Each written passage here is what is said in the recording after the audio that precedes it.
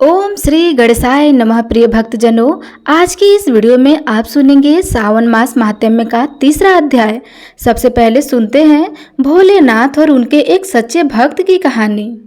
प्राचीन समय की बात है। उत्तर भारत में छोटे से गांव में रिधिमा नामक एक विधवा स्त्री अपने 7 साल के पुत्र के साथ रहती थी। वह अत्यंत निर्धन थी, किंतु भगवान भोलेनाथ की अनन्य भक्त थी। उसका जीवन कठिनाइयों से भरा हुआ था, परंतु उसकी श्रद्धा में कोई कमी नहीं थी। रिधिमा प्रतिदिन ब्रह्म मुहूर्त में उठकर स्नान करती, मंदिर जाकर शिवलिंग पर जल, बेलपत्र और दूध चढ़ाती। सावन का महीना उसके लिए विशेष होता था। पूरे सावन मास में वह व्रत रखती, रुद्राष्टक और शिव महिमा स्तोत्र का पाठ करती और निर्जल रह करके भोलेनाथ की पूजा किया करती थी। गांव के लोग उसे पागल कहते, कई तो मजाक भी उड़ाते थे, परंतु रिधिमा अडिग रही। उसके बाद एक दिन ऐसा चमत्कार हुआ कि एक सावन सोमवार की बात है।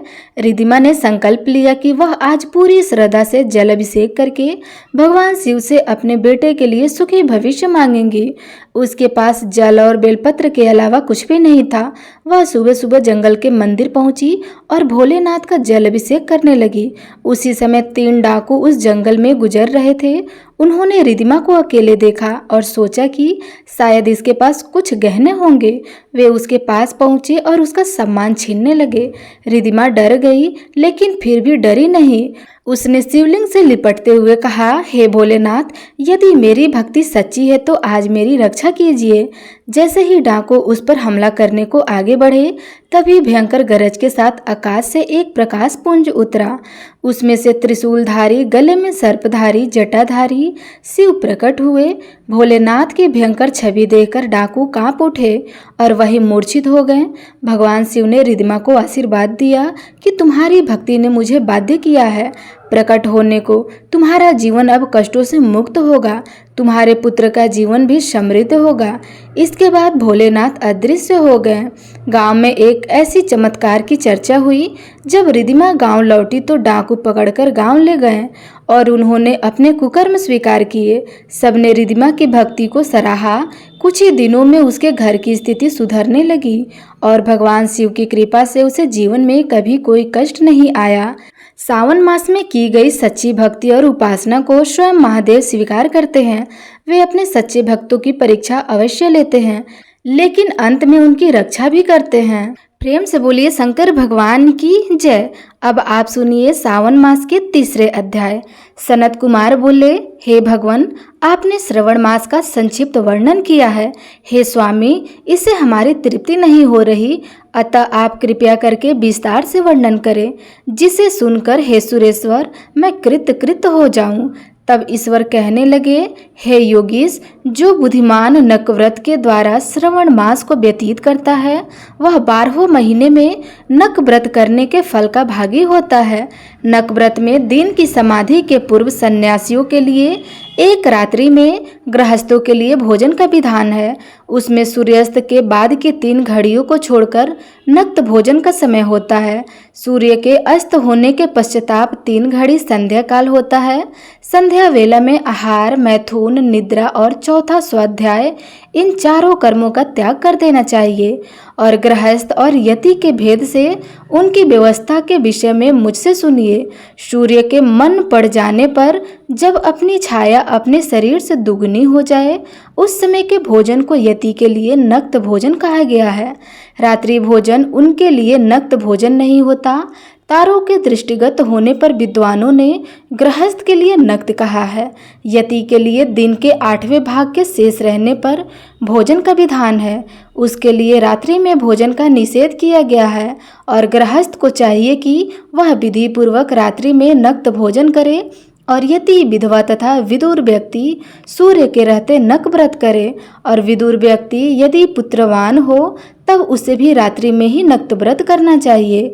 अनाश्रमी हो अथवा आश्रमी हो अथवा पत्नी रहित हो अथवा पुत्रवान हो, उसे रात्रि में नक्त व्रत करना चाहिए। इस प्रकार बुद्धिमान मनुष्यों को अपने अधिकार के अनुसार नक व्रत करना चाहिए। इस मास में नक व्रत करने वाला व्यक्ति परम गति प्राप्त होता है। मैं प्रातःकाल स्नान करूंगा, ब्रह्मचर्य व्रत का पालन करूंगा और नक्त भोजन करूंगा, पृथ्वी पर सोऊंगा और प्राणियों पर दया करूंगा। हे देव, इस व्रत को प्रारंभ करने पर यदि मैं मर जाऊं तो हे जगतपते, आपकी कृपा से मेरा व्रत पूर्ण हो। ऐसा संकल्प करके बुद्धिमान व्यक्ति को श्रवण मास में प्रतिदिन नक व्रत करना चाहिए। इस प्रकार नक व्रत करने वाला मुझे अत्यंत प्रिय होता है। ब्राह्मण के द्वारा अथवा स्वयं ही अतिरूढ़, महारूढ़ अथवा रुद्र मंत्र से महीनों भर प्रतिदिन अभिषेक करना चाहिए। हे वत्स, मैं उस व्यक्ति पर प्रसन्न हो जाता हूँ क्योंकि मैं जलधार से अत्यधिक प्रीति रखने वाला हूँ। अथवा रुद्र मंत्र के द्वारा मेरे लिए अत्यंत प्रीतिकर होम प्रतिदिन करना चाहिए। अपने लिए जो भी भोजन पदार्थ अथवा सुखोपभोग की वस्तु अति प्रिय हो, संकल्प करके उन्हें श्रेष्ठ ब्राह्मण को प्रदान करके स्वयं महीने भर उन पदार्थों का त्याग कर देना चाहिए। हे मुनि, अब इसके बाद उत्तम लक्ष्य पूजा विधि को सुनिए। लक्ष्मी चाहने वाले अथवा शांति की इच्छा वाले मनुष्य को लक्ष्य विलक्षणों या लक्ष्य दुर्लक्षणों से शिव की पूजा करनी चाहिए। वायु की कामना करने वाले को चंपा के लक्ष्य पुष्पों तथा विद्या चाहने वाले व्यक्ति को मल्लिका या चमेली के लक्ष्य पुष्पों से श्रीहरि की पूजा करनी चाहिए। शिव तथा विष्णु की प्रसन्नता तुलसी के दलों से सिद्धि होती है। पुत्री की कामना करने वाले को कटोरी के दलों से शिव तथा विष्णु का पूजन करना चाहिए। बुरे स्वप्न की शांति के लिए धान्य से पूजन करना प्रशंसा होता है। देव के समक्ष निर्मित किए गए रंगवल्ली आदि से विभिन्न रंगों से रचित पद्म, स्वास्तिक और चक्र आदि से प्रभु की पूजा करनी चाहिए। इस प्रकार सभी मनोरथों की सिद्धि के लिए सभी प्रकार के पुष्पों से यदि मनुष्य लक्ष्य पूजा करे तो शिव जी बहुत जल्दी प्रसन्न हो जाते हैं। तत्पश्चात उद्यापन करना चाहिए, मंडप निर्माण करना चाहिए और मंडप के त्रिभाग परिणाम में वेदिका बनानी चाहिए। तदंतर पुण्यवाचन करके आचार्य का वर्णन करना चाहिए और उस मंडप में प्रविष्ट होकर गीत तथा वाद्य के शब्दों और तीव्र वेद ध्वनि से रात्रि में जागरण करना चाहिए। वैदिक के ऊपर उत्तम लिंग भद्र बनाना चाहिए और उसके बीच में चावलों से सुंदर कैलाश का निर्माण करना चाहिए। उसके ऊपर तांबे का अत्यंत चमकीला तथा पंच पल्लव युक्त कलश स्थापित करना चाहिए और उसे रेशमी वस्त्र से पौष्टिक कर देना चाहिए। उसके ऊपर पार्वती पति शिव की सर्वगुणमय प्रतिमा स्थापित करनी चाहिए। तत्पश्चात पंचामृत पूर्वक धूप, दीप तथा नैवेद्य से उस प्रतिमा की पूजा करनी चाहिए और गीत, वाद्य, नृत्य तथा वेद शास्त्र तथा पुराणों के पाठ के द्वारा रात्रि में जागरण करना चाहिए। इसके बाद प्रातःकाल भली भांति स्नान करके पवित्र हो जाना चाहिए और अपनी सखा में निर्दिष्ट विधान के अनुसार वैदिक निर्माण करना चाहिए। तत्पश्चात मूल मंत्र से या गायत्री मंत्र से या शिव के सहस्त्र नामों के द्वारा तिल तथा घृत मिश्रित खीर से होम करना चाहिए अथवा जिस मंत्र से पूजा की गई हो उससे होम करके पुण्यहुति डालनी चाहिए। इसके बाद वस्त्र, अलंकार तथा भूषणों से भली भांति आचार्य का पूजन करना चाहिए। तत्पश्चात अन्य ब्राह्मणों का पूजन कराना चाहिए और उन्हें दक्षिणा देनी चाहिए। जिस जिस वस्तु से उमापति शिव की लक्ष्मी पूजन की हो उसका दान कर देना चाहिए और स्वर्ण मणि मूर्ति बनाकर शिव की पूजा करनी चाहिए। यदि दीप कर्म किया हो तो उस दीपक का दान कर देना चाहिए। चांदी का दीपक और स्वर्ण की वर्तिका अर्थात बत्ती बनाकर उसे गौ घृत से भरकर सभी कामनाओं और अर्थ की सिद्धि के लिए उसका दान कर देना चाहिए। इसके बाद प्रभु से क्षमा प्रार्थना करनी चाहिए और अंत में 100 ब्राह्मणों को भोजन कराना चाहिए। हे मुनि, जो व्यक्ति इस प्रकार पूजा करता है मैं उस पर प्रसन्न होता हूँ। उसमें भी जो श्रावण मास में पूजा करता है उसका अनंत फल भी मिलता है। यदि अपने लिए अत्यंत प्रिय कोई वस्तु मुझे अर्पण करने के विचार से इस मास में कोई त्यागता है तो वह उसका फल सुनिए। इस लोक में तथा परलोक में उसकी प्राप्ति लाख गुना अधिक हो जाती है। सकाम करने से अभिलाषित सिद्धि होती है और निष्काम करने से परम गति मिलती है। इस मास में रुद्राभिषेक करने वाला मनुष्य उसके पाठ की अक्षर संख्या से एक एक अक्षर के लिए करोड़ करोड़ वर्षों तक रुद्रलोक में प्रतिष्ठान प्राप्त करता है और पंचामृत का अभिषेक करने से मनुष्य अमरत्व प्राप्त करता है। और इस मास में जो मनुष्य भूमि पर शयन करता है उसका फल भी मुझसे सुनिए। हे द्विज श्रेष्ठ, वह मनुष्य 9 प्रकार के रत्नों से जड़े हुए सुंदर वस्त्रों से आच्छादित बिछे हुए कोमल गदे से सुशोभित देश तकियों से युक्त रम्य स्त्रियों से विभूषित रत्न निर्मित दीपों से मंडित तथा अत्यंत मृदु और गरुड़ाकार प्रवालंब निर्माण तथा हाथी दांत की बनी हुई अथवा चंदन की बनी हुई उत्तम तथा शुभ शय्या प्राप्त करता है। इस मास में ब्रह्मचर्य का पालन करने से वीर्य की दृढ़ पुष्टि होती है। ओज बल शरीर की दृढ़ता और जो भी धर्म के विषय में उपकारक होते हैं वह सब उसे प्राप्त हो जाते हैं। निष्काम ब्रह्मचर्य व्रती को साक्षात ब्रह्मापति होती है और सकाम को स्वर्ग तथा सुंदर देवांगनाओं की प्राप्ति होती है। और इस मास में दिन रात अथवा केवल दिन में अथवा भोजन के समय मनोव्रत धारण करने वाला भी महान वक्ता हो जाता है। व्रत के अंत में घंटा और पुस्तक का दान कर देना चाहिए। मौन व्रत के माध्यम से मनुष्य सभी शास्त्रों में कुशल तथा वेद वेदांगों में पारंगत हो जाता है तथा बुद्धि में बृहस्पति के समान हो जाता है। और मौन धारण करने वाले का किसी से कलह नहीं होता, अतः मौन व्रत अत्यंत उत्कृष्ट माना जाता है। दोस्तों, आज की कथा यहीं समाप्त हुआ। अगले अध्याय के लिए आप अगले वीडियो का इंतजार अवश्य करिएगा। अब आप सुनिए सावन मास में सुनी जाने वाली भोलेनाथ की एक अद्भुत कथा। बहुत पुरानी बात है, एक छोटे से नगर में माली और उसकी पत्नी मलिका फूल बेचने का काम करते थे। दोनों का जीवन बहुत ही साधारण और कठिनाइयों से भरा हुआ था। वे दिन भर बगीचे में मेहनत करते, फूल तोड़ते, माला बनाते और बाजार में बेचते थे। इस काम से जो थोड़े बहुत पैसे मिलते उससे ही उनका जीवन चलता था।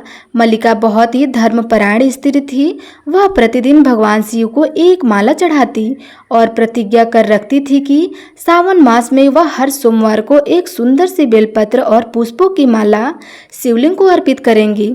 सावन का पहला सोमवार आया। मलिका ने सबसे सुंदर फूलों की माला बनाई और शिव मंदिर में जाकर चढ़ा दी। तब लोगों ने उसका यह भाव देखकर कहा, इतने महंगे फूल बेचकर पैसे कमा सकती हो, पर तुम इन्हें शिव पर चढ़ा देती हो। पैसे तो जीवन भर नहीं रहेंगे, लेकिन भक्ति से जो संतोष मिलता है वो अमूल्य है। वैसे ही दूसरा सोमवार आया। अगले सोमवार को जब मलिका माला लेकर मंदिर पहुंची तो देखा मंदिर के द्वार पर एक ताला था। पुजारी किसी कारणवश मंदिर नहीं खोल सकते थे। मलिका दुखी होकर मंदिर के बाहर ही बैठ गई और भोलेनाथ से विनती करने लगी कि हे भोलेनाथ, आप त्रिलोक के स्वामी हैं, क्या आज आप मेरी माला को स्वीकार नहीं करेंगे? उसने मंदिर के द्वार पर ही शिवलिंग का ध्यान करके माला चढ़ा दी और वहीं बैठकर रोने लगी। उसी समय एक ऐसा चमत्कार हुआ, तभी तेज प्रकाश फैला और मंदिर के द्वार अपने आप खुल गए। मंदिर के अंदर से गंगा की तरह निर्मल जल बहने लगा और शिवलिंग पर स्वतः अभिषेक होने लगा। मंदिर में घंटियां बजने लगी और फूलों की वह माला शिवलिंग पर जाकर स्वयं चढ़ गई। सभी लोग यह दृश्य देखकर चकित रह गए। पुजारी भागकर आए और बोले, हे मलिका, तुम्हारी भक्ति ने आज स्वयं महादेव को प्रकट कर दिया है। ये मंदिर वर्षों से चमत्कार विहीन था, लेकिन आज यह फिर से जागृत हो गया। इसके बाद माली और मलिका का जीवन पूरी तरह से बदल गया। उन्हें धन की प्राप्ति हुई, उनका बगीचा फूलों से लद गया और उनके घर में कभी भी अन्न की कमी नहीं रही। लोगों ने उनसे भक्ति की सीख ली और पूरे नगर में सावन सोमवार व्रत की परंपरा आरंभ हो गई। भगवान शिव को धन वैभव का दिखावा नहीं चाहिए, उन्हें चाहिए सच्चा प्रेम, विश्वास और श्रद्धा। जो भी सावन मास में शिव जी को सच्चे मन से याद करता है वह महाकाल की कृपा से कभी दुखी नहीं रहता है। प्रेम से बोलिए शंकर भगवान की जय। अब आप सुनिए भोलेनाथ की एक चमत्कारी कथा। सावन मास का आरंभ हो चुका था। चारों ओर हरियाली लहराने लगी थी। मेघों की गूंज और बूंदों की लटपट से वायुमंडल शिवमय हो चला था। पवित्र नदियों के तटों पर भक्तों की भीड़ उमड़ रही थी। हर किसी की आंखों में एक ही आशा थी, भोलेनाथ की कृपा। उसी समय की बात है, एक छोटे से ग्राम शिवपुर में रहने वाला एक ब्राह्मण बालक ध्रुव नंदन भी सावन मास की कथा और व्रतों के माध्यम से भगवान शिव की साधना में लीन था। यह अध्याय उसी ध्रुवंद की भक्ति, उसकी परीक्षा और अंततः प्राप्त वरदान की महागाथा है। ध्रुवनंद एक निर्धन ब्राह्मण परिवार में जन्मा था। माता का देहांत उसके बाल्यकाल में ही हो गया था। पिता उसे वेद पुराण की शिक्षा देते थे, किंतु भूख, कठिन जीवन और गरीबी के बीच उसका एकमात्र सहारा था भगवान शिव का नाम। जैसे ही सावन मास आरंभ हुआ, ध्रुवनंद ने कठोर व्रत लेने का संकल्प लिया कि हे भोलेनाथ, सावन के इस मास में जो जल का ही सेवन करूंगा और प्रतिदिन बेलपत्र, जल, धतूरा व आग से आपका अभिषेक करूंगा, कृपया कर मेरे जीवन को धन्य कीजिए। ध्रुवनंदन के इस संकल्प पर गांव के कई लोगों ने हंसी उड़ाई। अरे, यह बालक क्या भक्ति करेगा, 2 दिन उपवास नहीं सह पाएगा। किंतु वह बालक शिव के नाम पर अडिग रहा। प्रतिदिन प्रातःकाल उठ करके नदी में स्नान करता, मंदिर जाता, जल अभिषेक करता और फिर घर आकर भजन में लीन हो जाता था। धीरे धीरे उसकी भक्ति पूरे गांव में चर्चा के विषय बन गई। कुछ श्रद्धालु उसे देखकर प्रेरणा लेने लगे तो कुछ ने उसे पाखंड समझा। सावन का तीसरा सोमवार था। ध्रुवनंदन लगातार उपवास कर रहा था। उसी रात्रि गांव में भयंकर तूफान आया, बिजली गिरी और मंदिर का शिवलिंग खंडित हो गया। गांव के पंडित ने कहा, यह अपशगुन है। इस बालक की अनियंत्रित पूजा के कारण देवता रुष्ट हो गए हैं। अब ध्रुवनंदन पर दोष लगने लगा। ग्रामीणों ने उसकी अपेक्षा शुरू कर दी। उसके पिता भी चिंतित हो उठे, किंतु बालक ध्रुवनंदन डगमगाए नहीं। वह शिव की मूर्ति के समक्ष बैठकर अश्रु बहाते हुए बोले, हे प्रभु, यदि मेरी भक्ति सच्ची हो तो इस संसार की कोई शक्ति मेरी श्रद्धा को विचलित नहीं कर सकती। आप साक्षी बनिए। तपस्या के 7वें सोमवार को ध्रुवनंदन ने उपवास की चरम सीमा पार कर दी थी। उसकी आंखों में असीम तेज था, लेकिन शरीर दुर्बल हो चला था। उसी रात्रि जब वह मंदिर में बेहोश हो पड़ा था, एक दिन दिव्य प्रकाश मंदिर में प्रकट हुआ। त्रिशूल लिए, गले में नाग, जटाओं से गंगा जल बहता हुआ स्वयं भगवान शंकर प्रकट हुए और बोले, ध्रुवनंदन, तूने सावन मास में जो निष्ठा और भक्ति दिखाई है वह साक्षात वैराग्य का रूप है। तेरी तपस्या ने मुझे प्रसन्न किया है। मांगो, क्या वर चाहते हो? तब ध्रुवनंदन की आंखें खुली और करुणा स्वर में कहा, हे प्रभु, मेरे गांव के लोग कभी भूखे ना रहे। मेरी मृत्यु तक मुझे अपने चरणों में भक्ति और सेवा का अवसर मिले। तब शिवजी मुस्कुराए। उन्होंने त्रिशूल से मंदिर के शिवलिंग को स्पर्श किया। शिवलिंग पुनः अखंड हो गया। मंदिर में गूंज रहे डमरू और गूंज उठी आकाशवाणी, जहां ध्रुवनंद जैसे भक्त होंगे वहां मैं सदा निवास करूंगा। सावन मास में की गई भक्ति अवश्य फल देती है। प्रातः होते ही गांव वालों ने देखा, मंदिर पुण्यतः पुनः निर्मित था। मंदिर से दिव्य सुगंध आ रही थी और ध्रुवनंदन के शरीर से तेज प्रकट हो रहा था। गांव के वृद्धों ने उसे प्रणाम किया। ध्रुवनंदन अब केवल एक बालक नहीं रहा, वह भक्ति का प्रतीक बन गया था। उस दिन से सावन मास की महिमा को लेकर शिव पुराण में एक परंपरा आरंभ हुई। हर वर्ष सावन में विशेष रुद्राभिषेक, भजन, कीर्तन और ध्रुवनंदन की कथा का आयोजन। ध्रुवनंदन ने संपूर्ण जीवन सेवा में लगा दिया।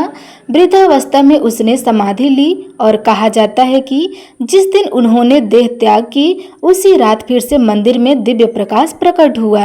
सावन मास केवल पूजा का महीना नहीं, यह भक्ति की परीक्षा, समर्पण की सिद्धि और आत्मा की शुद्धि का काल होता है। और जो श्रद्धा, नियम और प्रेम से सावन में शिव जी की उपासना करते हैं, उसे जीवन में कभी कोई कमी नहीं रहती है। ध्रुवनंदन की तपस्या और भगवान शिव के वरदान से शिवपुरी में सावन मास की एक नई परंपरा आरंभ हो चुकी थी। मंदिर पुनः निर्मित हो चुका था। गांव में हर कोई सावन के सोमवार को विशेष पूजा करने लगा था, किंतु समय निरंतर बदलता रहता है। अब कहानी बढ़ती है ध्रुवनंदन के वंशज शिवदत्त और उनके संघर्ष की ओर, जिन्होंने फिर से सावन की शक्ति से एक डूबते गांव को उभार दिया। ध्रुवनंद के समाधि लेने के वर्षों बाद उनके कुल में एक संत पुत्र जन्मा। शिवदत्त नाम से ही शिव था और स्वभाव में भी बचपन से ही वह अत्यंत मेधावी और शास्त्रों में रुचि रखने वाला था। पिताजी ने उससे कहा, शिवदत्त, तेरे पूर्वज ध्रुवनंदन ने सावन मास में जो भक्ति की, उसी के कारण आज यह गांव सुखी है। तुम भी सावन में शिव की सेवा करना मत भूलना। शिवदत्त ने यह बात गांठ बांध दी।